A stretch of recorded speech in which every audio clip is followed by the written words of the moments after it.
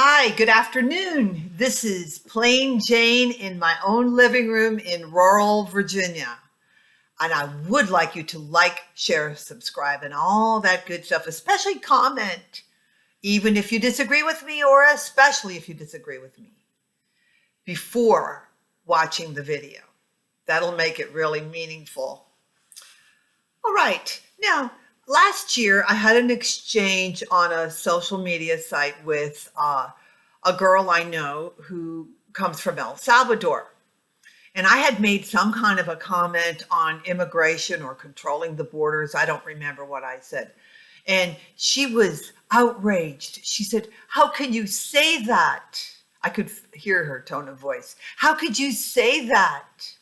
You know us." And I answered that, yes, I do know her, and I love her, and I love her family, and I love the people that I know here that come from Latin America, or at least most of them. But the people that are crossing the border, I don't know. And there's the difference. Everyone can't come in. And anyway, I want to talk about people Latinos who live in the Charlottesville area that I have known over the last 30 years. Of course, I can't get everybody, but I'm going to change their names a tiny bit so other people may not know who they are, but they will know who they are. Okay, Javier and Carmen and Larman were neighbors of mine, and they were the hub of the wheel of the Mexican society here, it seemed to me, because every time I went over to their house, they would have mom, dad, 5 kids, 6 kids it was, and maybe an aunt, an uncle, and then some people who had just arrived from Mexico staying in the basement. That's the way it seemed to me. And one thing I thought was really interesting about them, I loved them as a family. They were the best neighbors I had.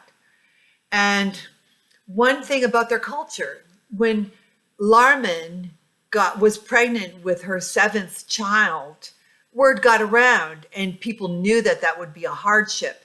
So someone that she did not even know contacted her offering to adopt her 7th child. And it didn't happen because Javier, her husband, said, "As long as I can put my pants on in the morning, no one else is going to raise my child." Good answer. But that's a good kind of adoption, of private adoption. Darko and Daritza, they lived in the same county where I live, and I got in contact with them because I taught one of their kids. And I never could find out where they were from. Every time I asked Darko where he was from, he said something different. He's from Guatemala or Oaxaca, Mexico, or he grew up in Houston, Texas, or it could be somewhere else altogether. Who knows? But what they did, they came and they worked construction. They're both pretty swift.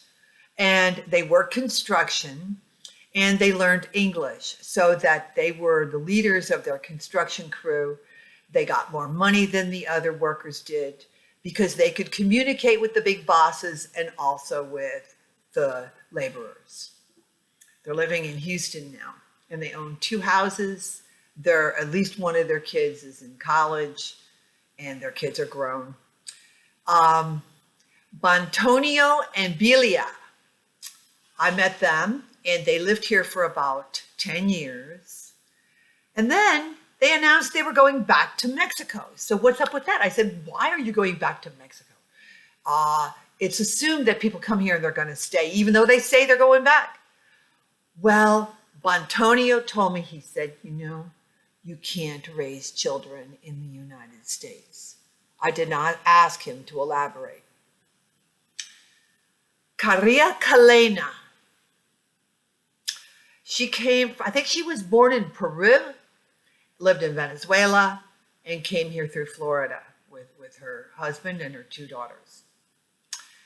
And she was talking about, at one time when they had just gotten here, they'd just been here for a few years, she was talking about social benefits, like free or reduced lunch at school. And she said she wasn't going to let her daughters get free or reduced lunch, even though they qualified, because she said, we did not come here to be beggars. Okay? Maul and Moraida, who I know really well. He was a lawyer and she was a math teacher in Bolivia. And they came up here because it was a different country with a different language. He became a house painter and she cleaned houses, at least for a while. Now I think he owns his own company, and she retired from directing a daycare center for a school system in Northern Virginia. All right, but I asked her, when it comes to parent-teachers conferences, what do? Do you go to them? And she said, yes, of course she does. And I said, well, do you understand what the teacher's saying? She said, no, but I want the teacher to know that there's someone there behind my child. And if one of their boys got less than an A, I understand that they would set up a meeting with the teacher and have the son on one side of the table, the teacher on the other side of the table. The parent would stand back and listen. And the son, he had the job. He was to ask the teacher, what do I need to do to get an A in your class? One time when my son turned, I think he was turning 8 or 9, we had a birthday party in a city park. So we had the older kids his age. I say older, I mean like 8, 9, 10 years old. They ran, they got there, said, hello, ran, got in the pool. The little kids ran, got on the swings and the playground equipment.